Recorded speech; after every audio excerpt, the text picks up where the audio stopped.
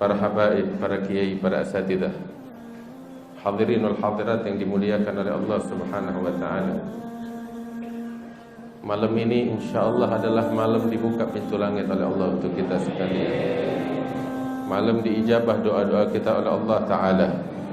Malam segala harapan dikabulkan oleh Allah Subhanahu wa taala. Saat ini kita berkumpul sama-sama membaca hadis-hadis Nabi Muhammad sallallahu alaihi wasallam, dan kita sama-sama menghatamkan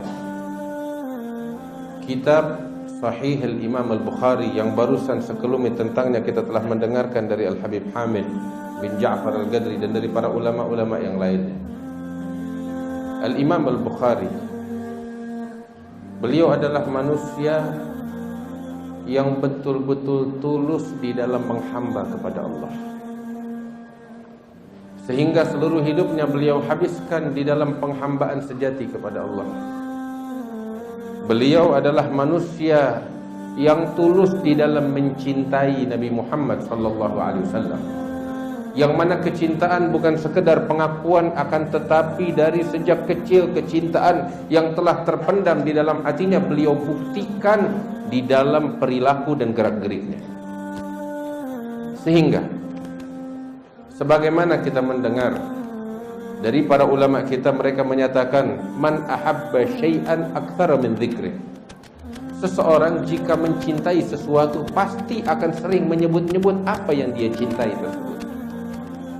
Al-Imam al-Bukhari dari sejak usia yang sangat muda sekali beliau betul-betul cinta kepada Rasulullah sallallahu alaihi wasallam, sehingga dari usia muda tersebut beliau habiskan seluruh hidupnya hanya untuk mengumpulkan dan menghafal hadis-hadis Nabi besar Muhammad sallallahu alaihi wasallam.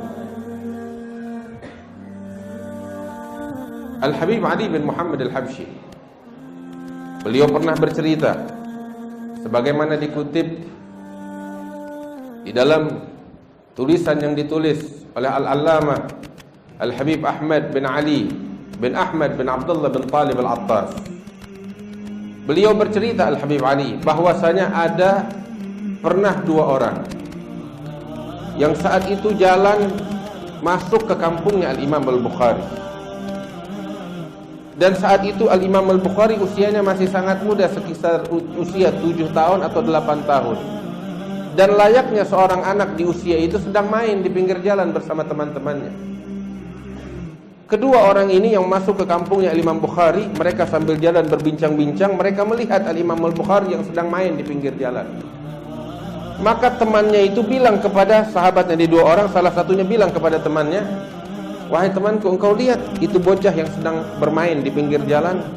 "Iya, itu adalah Muhammad bin Ismail Al-Bukhari. Ini bocah adalah bocah yang istimewa." "Apa yang istimewa darinya?" "Dia di usia 7 tahun, 8 tahun itu telah hafal 1000 hadis Nabi Muhammad SAW. Siapa di antara kita di usia tersebut hafal 1000 hadis? Ternyata perbincangan mereka didengar oleh Imam Al-Bukhari yang asyik main. Maka berdiri Imam Bukhari menghampiri kedua orang ini, dan beliau mengatakan, "Wahai pamanku, kalian berbicara tentang aku?" "Iya, kalian barusan aku dengar mengatakan bahwasanya aku adalah bocah yang istimewa yang di usia 7 atau 8 tahun hafal hadis Nabi Muhammad sebanyak 1000 hadis." "Iya, kalian kagum?" "Iya, kami kagum. Usia 7 tahun hafal 1000 hadis Nabi Muhammad sallallahu alaihi wasallam."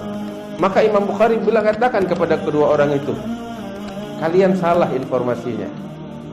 Bukan 1000 hadis, akan tetapi aku telah hafal lebih daripada 10.000 hadis Nabi Muhammad SAW. Kalau kalian ingin mendengarnya, aku akan memperdengarkan kepada kalian saat ini juga." Usia 7 tahun, 8 tahun telah hafal sekian puluh hadis, sekali sekian puluh ribu hadis Nabi Muhammad SAW. Tidak masuk usia 9 tahun, 10 tahun, melainkan hafal hingga 100.000 hadis Nabi Muhammad SAW. Hingga 300.000 hadis Nabi Muhammad sallallahu alaihi wasallam, hafalan yang sangat kuat. Apa sebabnya? Kecintaan yang mendalam kepada Nabi Muhammad sallallahu alaihi wasallam. Beliau pernah ditanya, oleh beberapa sahabatnya tentang hafalan beliau yang sangat hebat dan kuat itu. Bagaimana bisa? Kami ingin seperti engkau wahai imam. Maka Imam Bukhari tidak mampu menjawab, hanya mengatakan hafalan yang kuat ini tiada lain karena kecintaanku kepada hadis Nabi Muhammad SAW, sehingga ketika aku mendengarnya aku langsung hafal, kata Imam Bukhari. Seluruh hidupnya dihabiskan untuk mengumpulkan hadis Nabi Muhammad SAW. Lain daripada cinta kepada Rasulullah, pengaruh, bimbingan dan didikan dari orang-orang tuanya dan guru-gurunya memiliki pengaruh penting kepada Imam Al-Bukhari. Di antaranya makanan yang halal, sehingga tidak masuk ke dalam perutnya Imam Al-Bukhari melainkan makanan yang halal. Enggak pernah masuk ke dalam perutnya makanan yang enggak jelas, apalagi yang haram. Dan ini dari sejak beliau bayi, dari belum lahir. Ayahnya Al-Imam Ismail bin Ibrahim Al-Bukhari seperti itu mendidik keluarganya. Hingga Al-Imam Ibnu Hajar Al-Asqalani ketika menyebutkan tentang biografi Al-Imam Al-Bukhari, beliau menceritakan sebagaimana beliau riwayatkan bahwasanya sang ayah Al-Imam Ismail Al-Bukhari meninggal dunia dan meninggalkan harta yang sangat banyak berlimpah. Saudagar besar dia. Namun pada saat akhir hayatnya, ketika sekarat, beliau katakan kepada keluarganya, Alhamdulillah, aku bersyukur kepada Allah, la a'lam fi mali syubhah wala haram. Aku tidak pernah tahu, setahu aku di seluruh harta yang aku kumpulkan, nggak ada harta yang nggak jelas, harta yang syubhah, apalagi yang haram tidak ada di dalam hartaku ini.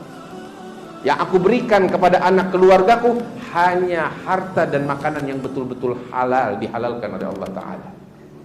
Hingga lahirlah manusia yang mulia di sisi Allah Subhanahu wa Ta'ala. Hadirin wal hadirat yang dimuliakan oleh Allah Subhanahu wa Ta'ala, guru-guru beliau sangat bangga kepada Imam Al-Bukhari. Hingga suatu kali ketika Al-Imam Al-Bukhari sedang duduk dengan teman belajarnya, ketika mereka telah menjadi ulama-ulama ahli hadis, berjumpa dengan kawannya dulu yang waktu bersama-sama belajar menuntut ilmu hadis. Ketika datang Al-Imam Al-Bukhari disambut oleh kawannya ini. Ketika menyambut dengan bahagia, kawannya mengatakan kepada Imam Bukhari dan orang-orang di sana, beliau katakan, aku dulu ingat ketika aku dan Imam Bukhari ini belajar dengan guru kami Al-Imam Ishaq ibnu Rahawai. Datang Al-Imam Al-Bukhari yang saat itu masih sangat muda. Ketika masuk ke majelis, sang guru berdiri dan menyambut serta mengatakan, aku melihat Al-Bukhari seakan-akan kitab yang merangkum 20.000 hadisnya Nabi Muhammad SAW yang sedang datang kepadaku, kata sang guru Al-Imam Ibrahim ibn Rahuyah. Imam Bukhari teringat kisah itu dan beliau tersenyum, tertawa dan mengatakan, wahai sahabatku, itu dulu kalau dia guru kita Al-Imam Ishaq ibn Rahuyah melihat aku saat ini, dia tidak akan mengatakan 20.000 hadis, tapi dia akan mengatakan kitab yang merangkum 200.000 hadis sedang datang ke majelisnya. Lihatlah hafalan yang kuat yang tiada lain karena kecintaan kepada Nabi Muhammad SAW. Hadirin wal hadirat, hadis yang beliau hafal, apakah hanya sekedar beliau hafal? Tidak. Tapi hadis-hadis tersebut beliau jalankan dengan sebaik-baiknya. Beliau amalkan. Sebab ilmu bukan hanya sekedar diketahui oleh seseorang, tapi dijalankan dan dijadikan sebagai pedoman hidup. Bukan sekedar pengetahuan kita tahu dan selesai, tapi dijalankan dengan sebaik-baiknya dan diamalkan. Al-Imam Al-Habib Abdullah bin Husain bin Tahir, beliau mengatakan, al-ilmu khasyah kullu yu'raf bidzaka ahlu, al-ilmu bil a'mali yazku wa bil ahwali wa laysa bil aqwali wa kasratil jidali. Al-ilmu khasyah kullu yu'raf bidzaka ahlu. Al-Habib Abdullah bin Husain bin Tahir bilang, ilmu itu dengan praktek dan amal. Bukan hanya sekedar ucapan, bukan karena pintar berdebat, tapi ilmu adalah rasa takut kepada Allah Subhanahu wa taala yang terpancar di wajah orang yang memilikinya. Hingga Imam Al-Bukhari mengatakan, seperti yang tadi dikutip oleh Al-Habib Hamid, maghtabtu ahadan mundu alimtu annal ghibata haram. Tidak pernah aku menyebutkan kejelekan orang lain. Tidak pernah aku berghibah, bergunjing, bergosip, menyebutkan kejelekan orang lain sejak aku mengetahui dari hadis Nabi Muhammad SAW bahwa berghibah hukumnya diharamkan oleh Allah Subhanahu wa taala. Inilah alim Rabbani. Ini adalah seorang alim sejati yang mengamalkan ilmunya. Dan seorang alim sejati adalah yang semacam ini, bukan yang pintar berdebat, namun orang yang menjalankan ilmunya, yang mengenal rasa takut kepada Allah Subhanahu wa taala.